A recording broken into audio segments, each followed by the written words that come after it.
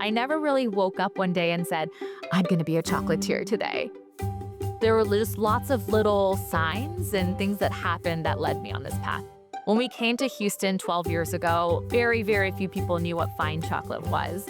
For Cacao and Cardamom, it's been really incredible to see the kind of community that we've built around chocolate itself and giving the education around fine chocolate. Chocolate just came super naturally to me. My name is Annie Rupani, and I am the founder of Cacao and Cardamom right here in Houston.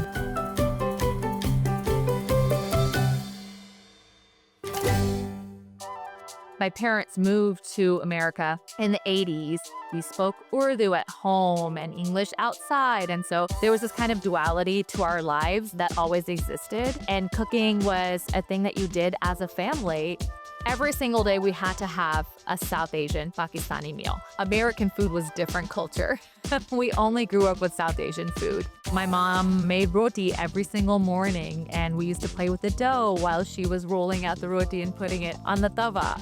My mom really influenced food in my life and taught me the basics of Pakistani cuisine. I went to school for anthropology and religion. I had done internships at the UN. I was definitely going like a public policy law route. I was following this path until I was studying for the LSATs and became really interested in learning about chocolate. I was expecting to go to law school. I was using my parents' laundry room as a place to practice chocolate, and chocolate has now taken over my life. I was so interested in this, and I really wanted to make Hawaiian chocolate because it was the only state that produces chocolate. But I realized that you had to have a lot of equipment, and you had to order literally thousands of pounds of beans. Traveling really helped me explore the different foods that existed, but also took me on this culinary journey. When I was living in Pakistan, I was working in early childhood education and development. I was really living the spices and the world of a different culinary cuisine. And I was like, let me just take a break, and I found a pastry school in Malaysia. And that was really the first time where I had a little bit of formal training. I was doing an internship at a private club making chocolates there, and I had gotten an opportunity to set up a table of chocolates at an event. Not many people had seen colorful bonbons before. We had made overnight business cards, and Maya Shea from ABC News had grabbed a card. 2 weeks later, a story dropped, and she called the phone number, and she said, I'm coming to your house to film me making chocolate. That was really the moment where I was like, okay, maybe this is not just a hobby. Maybe it could be more. Maybe it could be a business.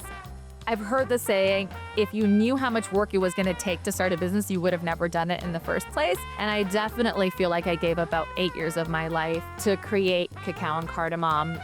Chocolate has terroir, just like wine or coffee. Cacao is a fruit that holds so much reverence in Mayan culture and really is a superfood. And then cardamom is a reference to all the different spices and fruits and all the different things that we're bringing special to the cacao. We want the experience of chocolate to have different elements, and so we want something crunchy, we want something smooth. Our goal is to create different flavor experiences by adding different fruits and spices into the chocolate. Cardamom Rose is the first bonbon that I made that was sort of outside of like the French technique. That was actually the first one that my mom bit into and was like, oh my gosh, this tastes like mithai. And mithai is a South Asian sweet that I grew up with. This is our Mother's Day collection. We have really special flavors for each of our special seasons. Having a strong definition of who you are within the product that you're trying to create is really important. Diwali has become one of our biggest holidays. That collection began with just like 5 flavors, things that like I would associate from my childhood, like chai and biscuit, or cardamom, or pistachio burfi. Houston is so diverse in the immigrant story, but also the culinary scene has expanded so much over the last 10 years. We want to be part of people's travel. We want them to take a piece of Houston back with them, and we've kind of become a souvenir for them. And it's really beautiful because we hold the diversity of the flavors of Houston within our chocolates. We're made in Houston, we have Houston flavor, and when we get to be a part of other people's experience, it's really beautiful.